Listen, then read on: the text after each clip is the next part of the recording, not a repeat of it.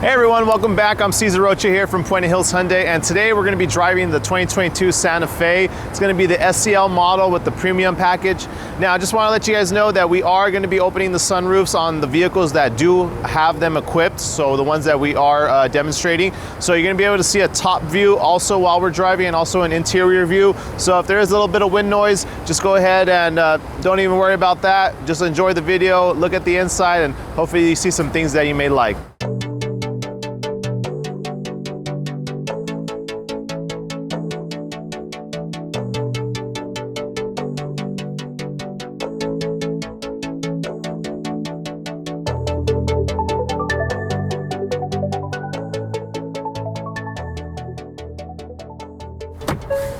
Okay everyone, so now we are in the 2022 Santa Fe.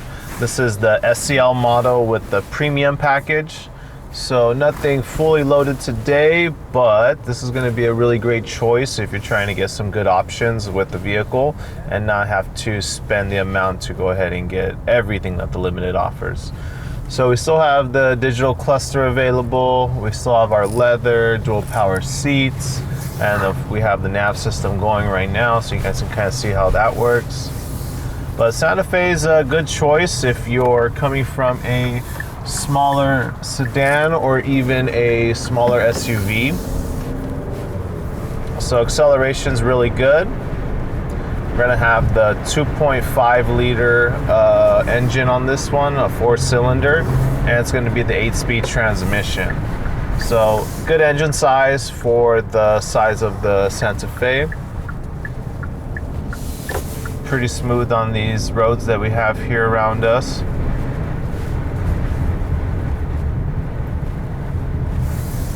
Now, one thing I like about the Santa Fe personally is the size.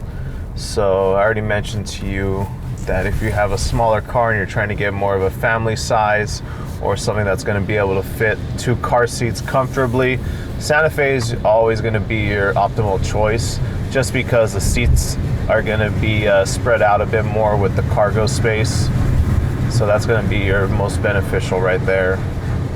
Another thing that I do like is that they eliminated the shifter, and I know a lot of us are used to actually having our hands on something while we're driving, but Santa Fe, they actually raised the center console so everything kind of fits flush. So you still can put your hands here, but without the actual shift, it's going to be a little uncomfortable. But after a few drives in your new car, you're going to be able to get used to it. It's going to be really nice for you to have. Now we're coming to our little point of the test drive. We're going to be doing some donuts for the most part. See kind of the turn radius and everything. So twist the wheel all the way, make sure no one's coming. So really tight, really smooth, no jerkiness. You don't have to put a lot of pressure on the pedal. And with these 8-speed transmissions, the car actually drives really smooth. Even during the shifts, you can barely feel it shifting. So decent acceleration.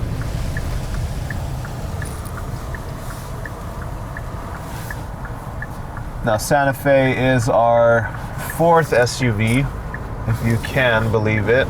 So it's a really good size, again, if you're looking for something a little bit bigger. This one does have the panoramic sunroof, so if you hear a little bit of wind noise, that's from that. So ultimately, this premium package Santa Fe SEL is going to give you everything in between that you may need, or stuff that you may have not had in the past. It's going to give you a little bit of taste of luxury with some of the convenience options. So this does still have the power liftgate. You have all your safety features, and then you do have the back row that's going to be able to recline as well if you ever needed to be a little bit more comfortable back there. So we're pulling in now. Hopefully you got a better view of what it's like to either be in a Santa Fe if you're not able to make it to your nearest Hyundai dealership. At least you can see some of the interior that it has, a little bit of the features that I spoke about, and some options as far as sizing comparison to, you know, something that you may have a little bit smaller. Cameras here, just gonna do a little reverse. There we go, and the camera will stay on, of course, for a little bit. It'll switch over, and now we are back, folks.